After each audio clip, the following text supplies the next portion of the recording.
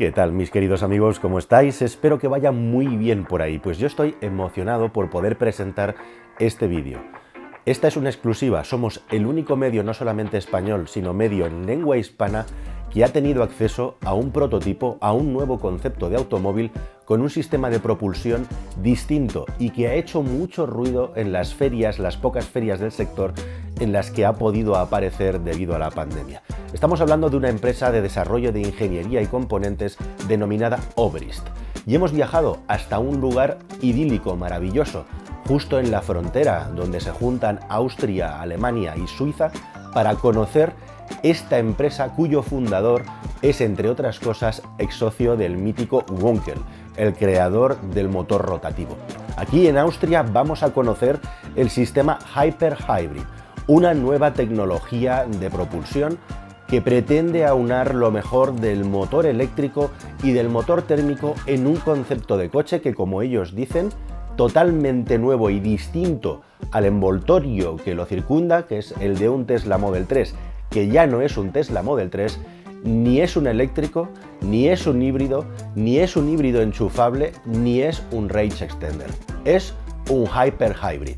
Y en este vídeo te voy a contar exactamente en lo que consiste y cuáles son los planes de esta compañía que pretende revolucionar la industria del automóvil no a nivel europeo, a nivel global. Este concepto de coche me parece la y para mí esto es el futuro, sin ninguna duda. Puedo hablar un poco español, pero no es perfecto. ¿Buscas un coche nuevo? Entra en carwow.es y mi equipo te ayudará a encontrarlo y conseguir el mejor precio. Carwow.es, el comparador de precios de coches nuevos. Pues esta es la máquina, queridos amigos, y la verdad es que hay muchos detalles jugosos y deliciosos. Algunos diréis, han cogido un Tesla Model 3 para molestar o para llamar la atención, temas de marketing. No, han cogido un Tesla Model 3 básicamente porque, según me explicaban, es una manera de no enfadar a la industria del motor. ¿Cómo es eso? Bueno, pues que si hubieran cogido un Mercedes, un BMW, lógicamente no puedes ir a la marca competidora a enseñarle el coche y eso podría generar problemas. Así que han decidido crear un coche neutro desde el punto de vista de imagen de marca para poder vender la tecnología a todas las marcas. Tesla precisamente sigue apostando exclusivamente por vehículos movidos por batería, así que era una cosa lógica. Muy lógico también, además, este coche en el sentido de la aerodinámica para que tenga el mínimo consumo en carretera. Me comentaban que había dudas ahí si estaba planteando también si un Mercedes clase C, que es incluso mejor que este en aerodinámica, en las versiones menos potente, pero al final se ha optado por el Model 3. Bueno, lo más llamativo para empezar, lógicamente, es que todo el faldón delantero, evidentemente, se ha cambiado porque el motor térmico necesita que entre aire. Y aquí lo tenéis. Me comentan, es anecdótico, pero me comentan que hay personas que les preguntan dónde han conseguido este spoiler delantero para ponérselo a su Model 3. No, hombre, no lo fastidies. El coche eléctrico tiene una pequeña ventaja aquí por temas aerodinámicos con todo esto tapado. Aquí hace falta para que entre aire al motor térmico.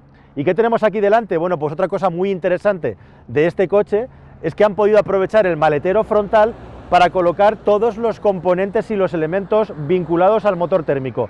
Aquí tenemos dos niveles. En la parte frontal, aquí por encima del Obrist Powertrain, etcétera, tenemos el compresor del aire acondicionado, la calefacción y también la bomba del circuito de frenos, todo aquí colocado, y detrás, aquí encapsulado en esta caja cuadrada, con este aislante, está el motor que ha cabido aquí milagrosamente. Les he dicho, bueno, habéis diseñado el motor, supongo, en función del espacio que tenéis aquí. No, lo que han hecho es apurar al máximo porque han metido su diseño de motor aquí y les ha cabido afortunadamente con una integración, yo diría que estupenda. Así que otra cosa que tiene este coche, lógicamente, es que pierde el maletero delantero para poder aquí el motor térmico, además aquí con su aislante. Bueno, el coche tiene cositas decorativas alrededor por todas partes, para diferenciarlo de Tesla. La marca de Obrist está por todas partes. Son elementos anecdóticos y decorativos, elementos de carbono, algunos un poquito llamativos. Esto es un poco tuning al estilo germánico, pero seguramente lo que más te llamará la atención y te divertirá, la boca de entrada para cargar gasolina la tenemos aquí, con una llave que, por cierto, en modo prototípico, bueno, ahora ya he aprendido a hacerlo y a la primera, ahí tenéis, sacáis la tapa y aquí cargamos el vehículo de gasolina, así de sencillo. Y la carga de la batería del coche la tenemos al otro lado, de una manera completamente fácil, normal, no tiene nada especial, solo que en este caso la carga tiene mucha menos potencia y por lo tanto se simplifica mucho el sistema.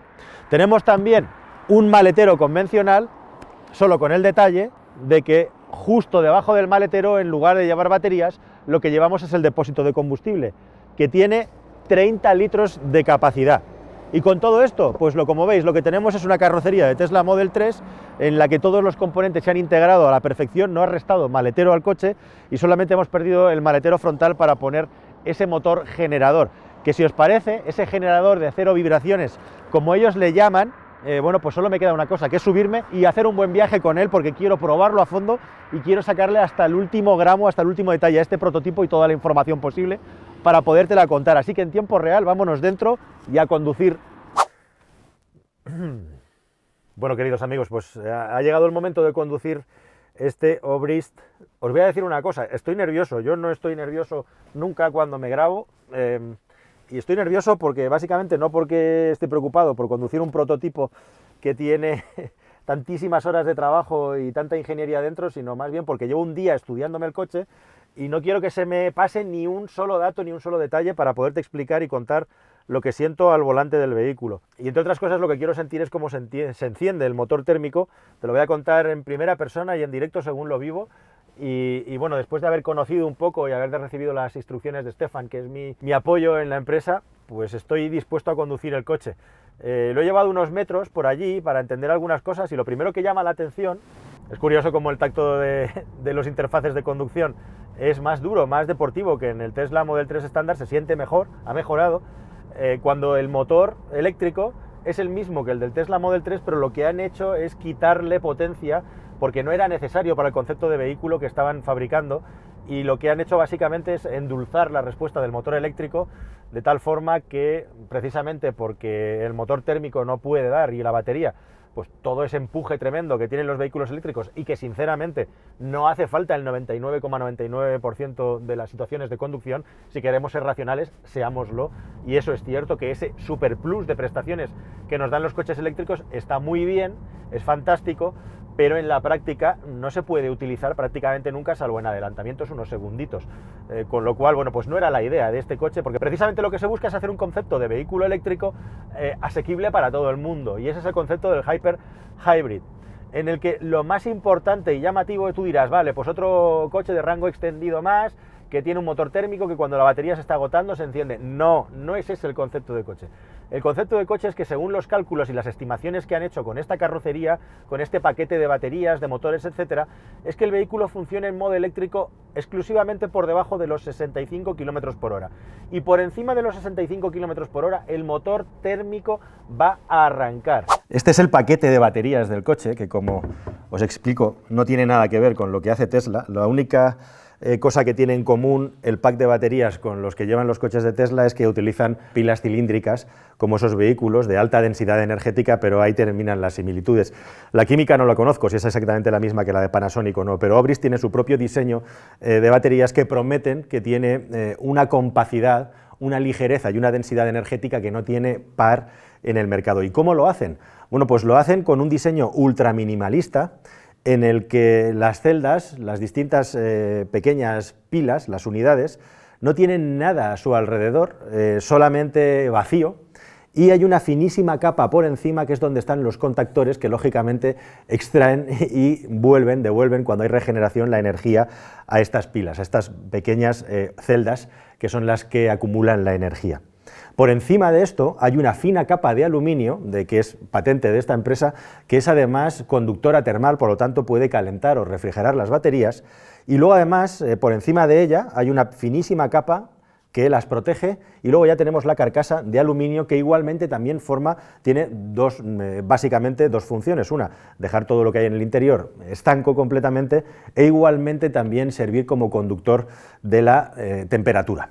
Igualmente aquí, en la parte trasera, está la entrada, porque esta es una batería refrigerada por agua, básicamente por glicol, con lo cual lo que consiguen al final es una batería extremadamente compacta. Como digo, aquí dentro hay 17.3 kWh de capacidad, que es todo lo que necesita este coche para moverse y necesitará en el futuro. Hay una segunda aplicación de 25 kWh por si algún cliente quiere más batería, pero realmente, y según ellos, no hace falta más, porque justamente lo que se consigue con un paquete tan compacto es tener la suficiente energía para poderte mover en modo eléctrico y reducir mucho el peso y lo que es igual de importante, reducir mucho también el coste del vehículo. Estamos hablando de aproximadamente unos 250 kilos de peso respecto a un automóvil eléctrico equivalente. Y lo más importante de todo, aquí ellos dan el do de pecho, puesto que son expertos en control termal, es el asunto de que esta batería puede operar a temperaturas extremas donde otras baterías de coches eléctricos directamente son incapaces de cargar. Esta batería a 30 grados bajo cero, temperaturas que se pueden dar en países como Canadá, por ejemplo, o el norte de los Estados Unidos, en Rusia, en otros sitios, necesita solamente 15 vatios para estar refrigerada a una temperatura tal en el interior que la batería pueda estar plenamente operativa y que siempre va a estar en temperaturas normalmente entre los 5 grados y los 40 grados centígrados con el sistema de refrigeración que tiene. Y además de todo eso, igualmente se genera un vacío en el interior para hacer que sea, sobre todo y por encima de todo, lo más compacta posible, y con esta capacidad de batería, con este tamaño de batería, lo que nos ahorramos es un montón de peso, pero sobre todo y también un montón de dinero en producir el vehículo, un montón de dinero en términos de energía para producir la capacidad de batería de 40, 60, 80, 100 kilovatios hora que necesita un vehículo eléctrico con la autonomía que vosotros pedís, e igualmente también con el sobrecoste que implica moverse con un vehículo que pesa mucho más. Otra ventaja desde el punto de vista del coste y también de la ingeniería es que por el hecho de tener una batería mucho más pequeña, el tipo de carga que necesita este vehículo ya no es tan crítica. Podemos hacer unas cargas más lentas, no necesitamos ultrapotencia para cargar el coche, lo cual reduce también mucho el coste de la infraestructura de carga. Este coche se conforma con un cargador de 3 kilovatios, porque como siempre vamos a utilizar como base para movernos el motor térmico de alta eficiencia, no va a ser necesario, pues eso, tener que estar enchufando la corriente continua constantemente cuando estemos viajando con él. Así que todas estas cosas suman, y según ellos, si estos coches se produjeran en masa, en Europa podría ser perfectamente factible fabricar una berlina, de las que compramos normalmente, por un coste aproximadamente de unos 21.000 euros.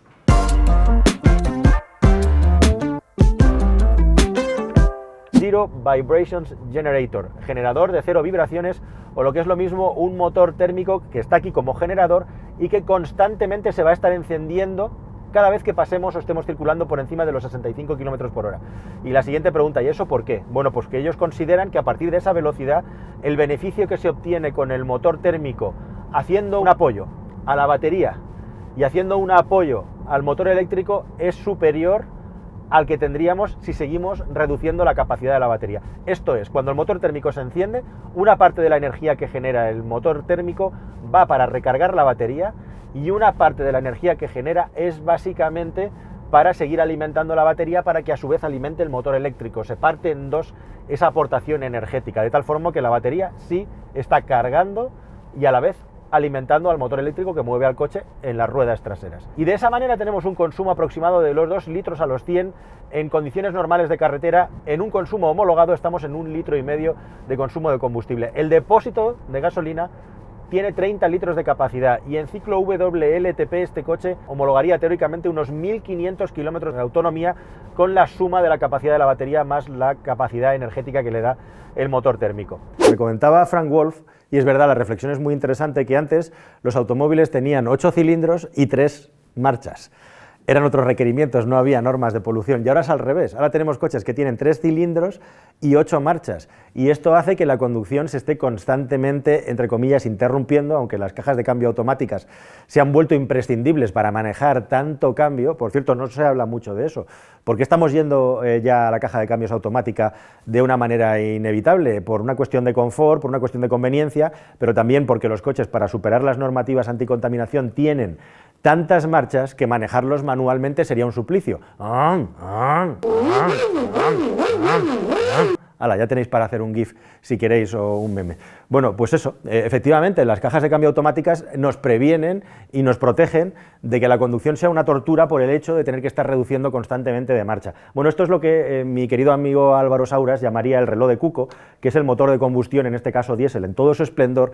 Y a continuación lo que tenemos aquí es lo que viene, que es justamente la simplificación absoluta y lo contrario, que la función del motor básicamente no sea mover al vehículo mediante una caja de cambios, sino básicamente que sea generar energía de la manera más eficiente desde el punto de vista termodinámico, con lo cual, quitándonos todos los compromisos que tenemos de confort de marcha, de tener que tener un rango de par en toda la gama de revoluciones, las cajas de cambio, alimentar eléctricamente los componentes del vehículo, todo eso nos lo quitamos directamente cuando tenemos un motor generador que trabaja de una manera completamente enfocada en donde es más eficiente. Este motor, que es la base sobre la que están trabajando actualmente, hay dos versiones, una de 40 kilovatios, algo más de 50 caballos, que tiene el Tesla Model 3 que estamos conduciendo, e igualmente va a haber una versión de entre 45 y 50 kilovatios para cuando la alimentación en lugar de por gasolina sea por etanol. Y lo que veis aquí a los lados no son ni más ni menos que dos inversores y dos generadores que son los que van a generar la corriente eléctrica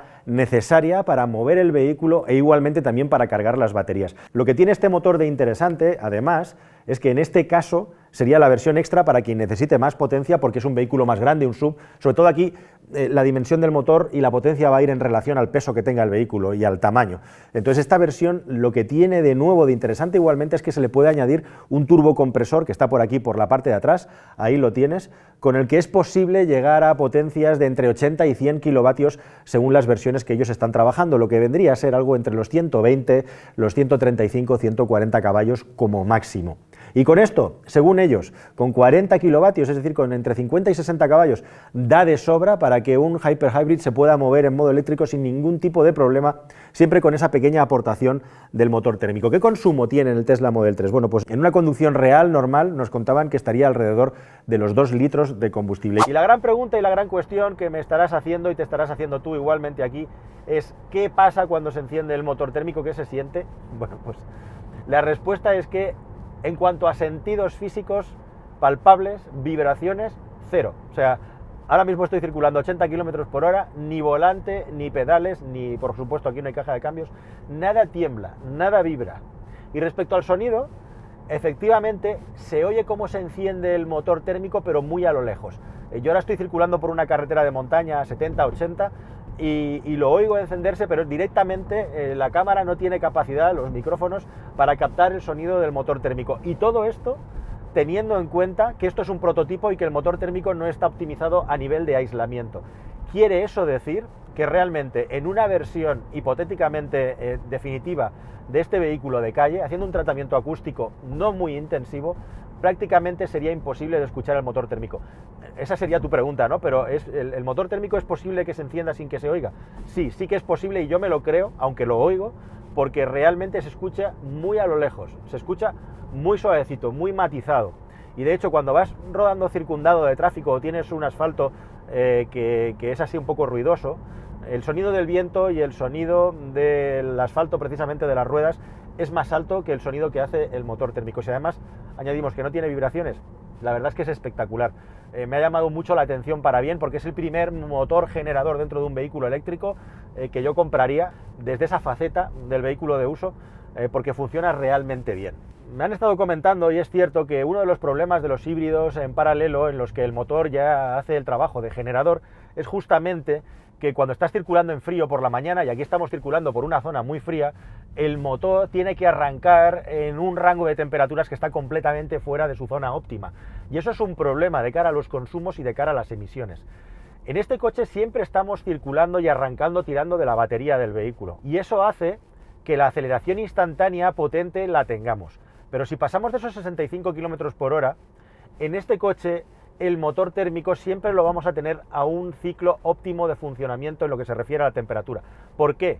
Porque al vehículo le da tiempo y hace un trabajo de precalentamiento del motor térmico de tal manera que siempre va a estar precalentado. Esta empresa es especialista en la gestión termal de los sistemas que hay en los automóviles y han creado un sistema por el que el motor hace una compresión de aire caliente, mueve aire caliente, que es algo tremendamente ineficiente, pero únicamente utiliza electricidad para mover los pistones y de esa manera generar una corriente de aire caliente en el interior para que cuando llegue el momento en el que el motor térmico se tiene que encender, en ese momento tengamos ya el máximo de eficiencia posible para poder circular sin ningún tipo de problema. Es un motor térmico, bueno, pues muy simplificado, como os estoy enseñando, que tiene el tubo de escape justo aquí delante, no está visible desde fuera, y que tiene un tratamiento catalítico que en esta versión prototípica me han comentado que han sacado de un Smart con un catalizador de 3 vías, sirve.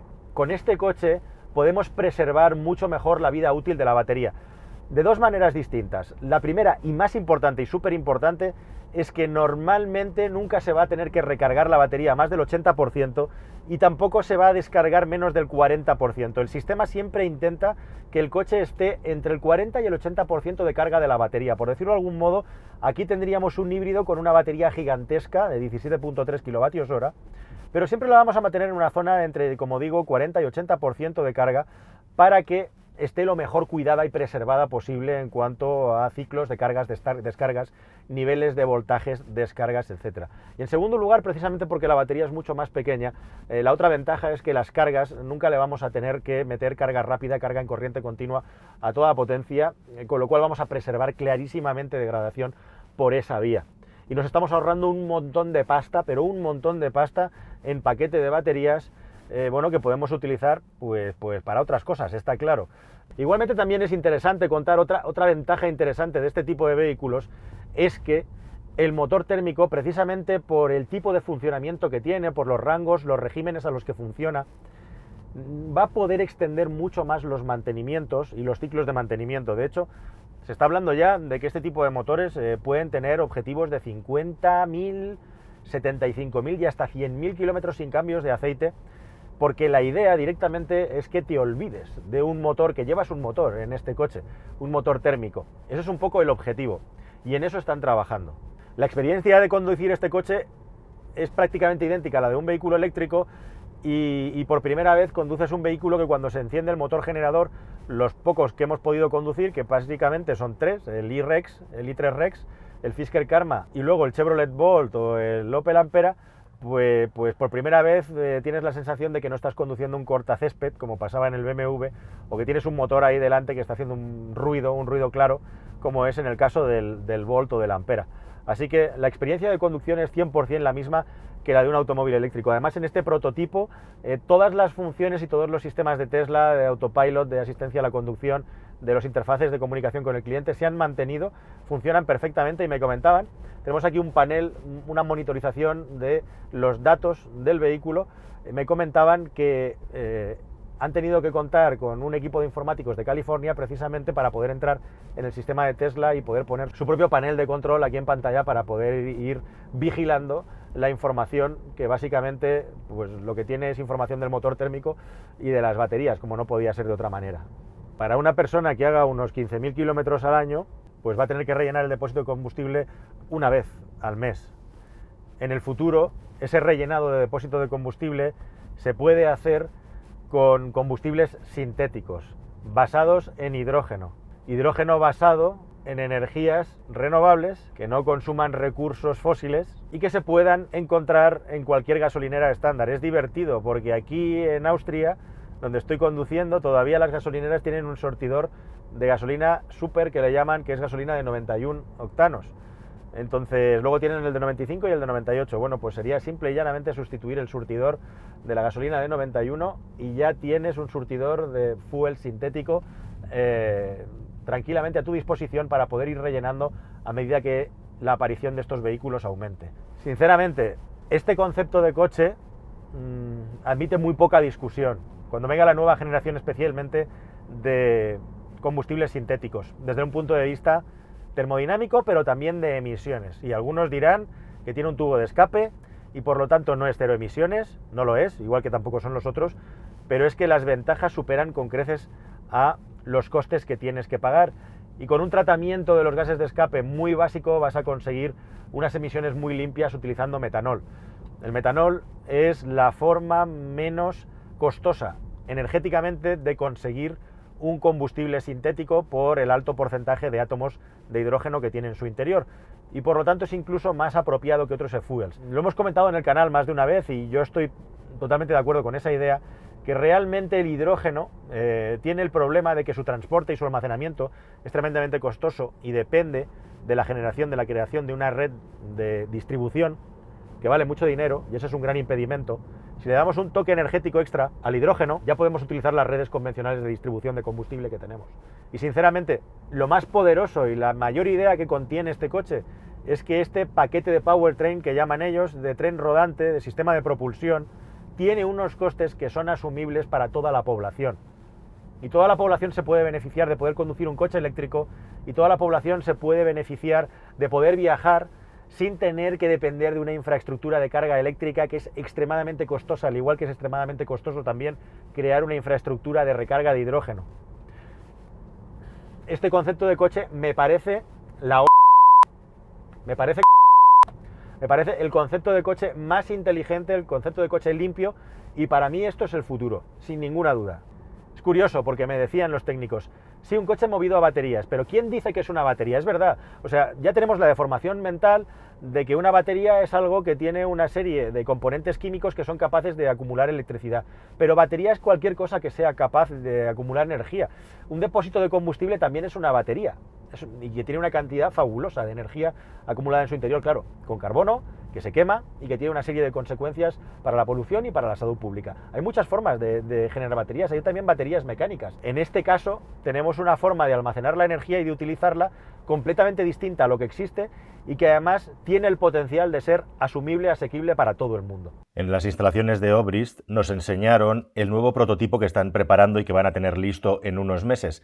Se trata de una carrocería de Tesla Model Y al que le han añadido la nueva generación del motor todavía más eficiente, con una particularidad muy importante, y es el uso de metanol sintético. Existen muchas maneras de poder utilizar hidrógeno para mover vehículos como fuente de almacenamiento de energía. Hidrógeno puro, transportado en aceites, en geles, o darle una segunda pasada energética para convertirlo en un combustible sintético. Y Obrist tiene un proyecto extremadamente interesante con el Instituto Max Planck en Alemania, por el que construir esta instalación que estáis viendo y que ellos denominan una suerte de bosque artificial. Se trata de que con energías renovables, esta planta está diseñada para estar colocada en Arabia Saudí, se extraiga energía en forma de hidrógeno del agua del mar.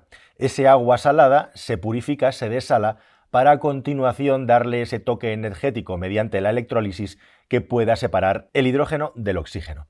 El oxígeno directamente se devuelve a la atmósfera, mientras que el hidrógeno se almacena en tanques a los que se les añade, a través de esas chimeneas, CO2 que se capta directamente de la atmósfera. Con esa captación directa de la atmósfera, siempre utilizando la fuente energética de las placas solares, estamos retirando CO2 del ambiente y haciendo procesos químicos a continuación, produciendo metanol sintético. Que sea metanol y no cualquier otro combustible sintético no es casualidad. Según Obrist, el e-metanol es el compuesto que está más cerca del hidrógeno, que tiene más átomos de hidrógeno y solo un átomo de carbono por molécula, con lo cual sería el combustible sintético más limpio de quemar en el vehículo. E igualmente el carbono se almacena y se utiliza para cualquier otro tipo de aplicación industrial. Con todo este proceso, una vez hecho el balance de las emisiones de CO2 que tiene el vehículo sobre 100 kilómetros y todo el CO2 que se ha extraído de la atmósfera, según Obrist, este próximo prototipo tiene unas emisiones negativas de CO2 a los 100 kilómetros, o lo que es lo mismo, en todo el proceso, como os digo, se emite menos CO2 del que genera el motor una vez que está aprovechando el metanol, que además es un combustible extremadamente limpio, como digo, porque está basado en el hidrógeno y la cantidad de carbono que tiene es residual y muy fácil de controlar, según nos venden, en la cámara de combustión y en el sistema de escape del vehículo. Así que el próximo vehículo será un coche con emisiones teóricas negativas según Obrist, que intentaremos probar igualmente para contarte aquí en este canal. Muchos de vosotros os preguntaréis por qué han escogido un Tesla para hacer el vehículo demostrador, el prototipo. Seguramente algunos pensarán que es por una cuestión de marketing, de hacer ruido, publicidad, hacerse ver, pero es que realmente esta empresa tiene una historia muy bonita con Tesla que nos estaba explicando su CEO, y es que aunque la gente no lo sabe, ellos son los que han desarrollado los sistemas de control termal de muchos de los dispositivos de los coches de Tesla y también los compresores que dan frío y que dan calor tanto a los ocupantes de los vehículos de Tesla como a las baterías. Concretamente, por ejemplo, aquí tenemos una bomba de calor y es interesante, nos contaban que en los inicios, año 2008-2009, Tesla tenía un problema con el coste de estos componentes. La industria del automóvil, como hacían poca producción, les pedía un dineral por ellos y ellos les ofrecieron una solución mucho más efectiva y más compacta para poder tenerlo en el coche siendo muy eficiente y a un coste que a ellos les viniera mejor. Y así fue como comenzó la relación entre Obrist y Tesla. Al margen de eso, una cosa que vamos a tratar mucho en el canal próximamente es el problema gravísimo que hay con los gases refrigerantes. Es uno de los elementos más nocivos y contaminantes de las capas altas de la atmósfera y hay mucho pirateo con esto y también mucha polémica sobre qué tipo de gases utilizar para eliminar los famosos agujeros de la capa de ozono, algo que ya se está corrigiendo y que se ha conseguido gracias a que buena parte de la humanidad ha empezado a dejar de utilizar gases que son los clorofluorocarbonados, que son tremendamente perjudiciales, como digo, para la atmósfera. Y lo que hay aquí dentro es súper importante también, y en esta casa se dedican a desarrollar igualmente nuevas combinaciones químicas, nuevos gases que sean cada vez más orgánicos y menos nocivos para el medio ambiente. Basically, we have to go back a few decades, back into the 80s. En los años 80, el señor Frank Obrist comenzó a trabajar con otro Frank, Wankel, el inventor del motor rotativo, ya sabes, primero con NSU, luego en los Mazdas y todas esas tecnologías. Estuvieron trabajando personalmente juntos y el señor Wankel murió finalmente a finales de los 80. Ahí las actividades continuaron un tiempo y ya cuando su fundación acaba, Frank Obrist decide fundar esta empresa en el año 96, centrándose en el mundo de las pilas de combustible y en los fluidos refrigerantes naturales.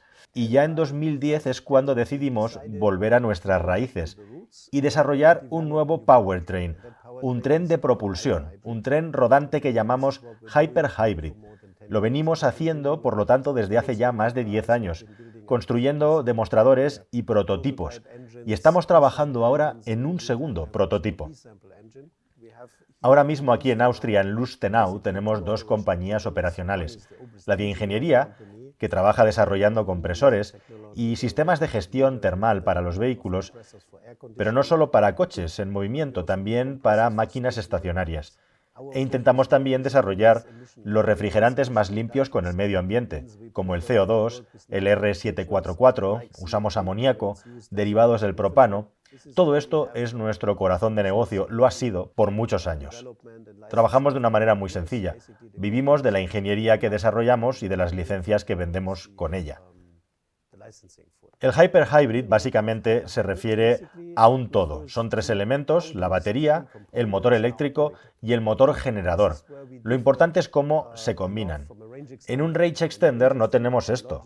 Aquí, cuando trabajamos a velocidades por debajo de 65 km/h, no tenemos el motor generador funcionando. Usaremos siempre la batería.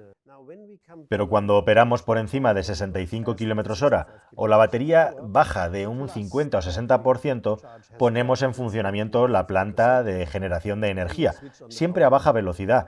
A unas 500 revoluciones por minuto ya estamos aportando unos 15 kilovatios de electricidad.